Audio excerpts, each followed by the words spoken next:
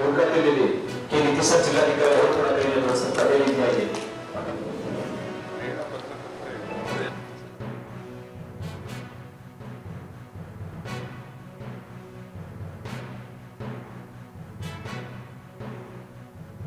ಪ್ರತಿನಿಧಿಗಳಿಗೆ ಒಂದು ದಿನದ ಈ ಒಂದು ಕಾರ್ಯಕ್ರಮದಲ್ಲಿ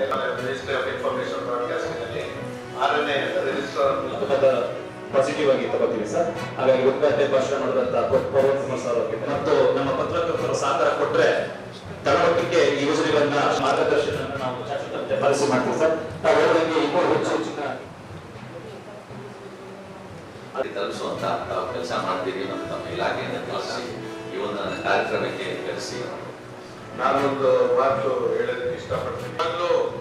ಪತ್ರಕರ್ತರ ವರದಿ ಮಾಡ್ತಾ ಇದಾರ, ಪತ್ರಿಕೆ ಪ್ರಕಟಣೆ ಆಗ್ತಾ ಇದೆಯಾ ಇಲ್ವಾ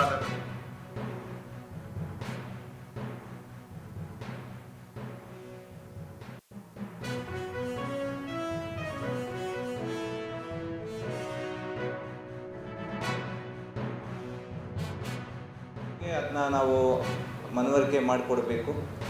ಅದೇ ರೀತಿ ಸಾಕಷ್ಟು ಜನ ಮಾಧ್ಯಮದವ್ರ ಜೊತೆ ಪಬ್ಲಿಕ್ಕು ಜನರು ನಿರಂತರವಾಗಿ ಸಂಪರ್ಕ ಮಾಡ್ತಾರೆ. ತುಂಬ ಜನ ಮಾಧ್ಯಮದವರು ನನ್ನ ರೆಗ್ಯುಲರಾಗಿ ಬರ್ತಾರೆ, ಇಂಥವ್ರಿಗೆ ಈ ಥರ ಪ್ರಾಬ್ಲಮ್ ಇದೆ, ಏನು ಮಾಡೋದು ಅಂತ. ಸೊ ಅದೇ ಮಾಹಿತಿ ತಮ್ಮ ಹತ್ರ ಇದ್ದರೆ ತಾವೇ ನೇರವಾಗಿ ಜನರಿಗೆ ಅದನ್ನ ಗೈಡ್ ಮಾಡೋಕ್ಕೆ ಅವಕಾಶ ಆಗುತ್ತೆ ಅನ್ನೋದು ಇದ್ರದ್ದು ಮುಖ್ಯ ಉದ್ದೇಶ.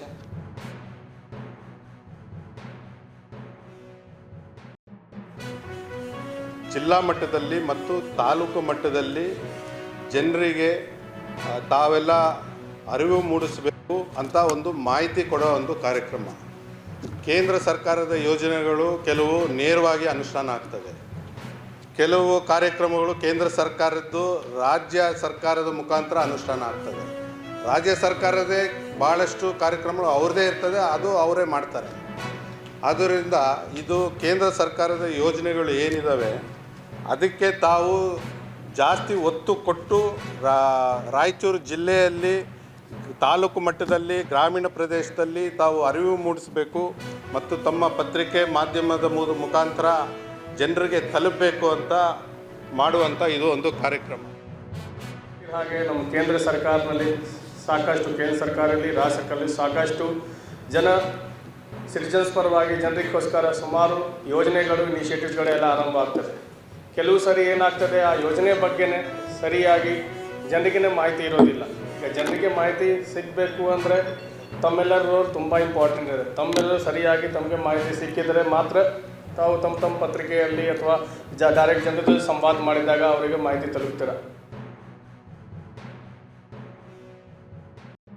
ಹೊರತರೋದ್ರ ಮೂಲಕ ಬೇರೆ ಜಿಲ್ಲೆದಾಗ ನಾವು ಈ ಸಂಖ್ಯೆಯಲ್ಲಿರುವಂಥ ಯಂತ್ರಗಳನ್ನು ಕಾಣಲಿಕ್ಕೆ ಸಾಧ್ಯ ಇಲ್ಲ.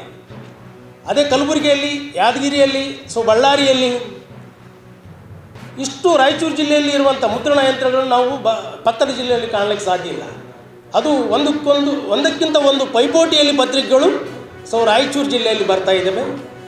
ಮಾಧ್ಯಮದ ಗೆಳೆಯರಿಗಾಗಿ ಈ ಒಂದು ಕಾರ್ಯಾಗಾರವನ್ನು ಆಯೋಜನೆ ಮಾಡಿದ್ದಾರೆ.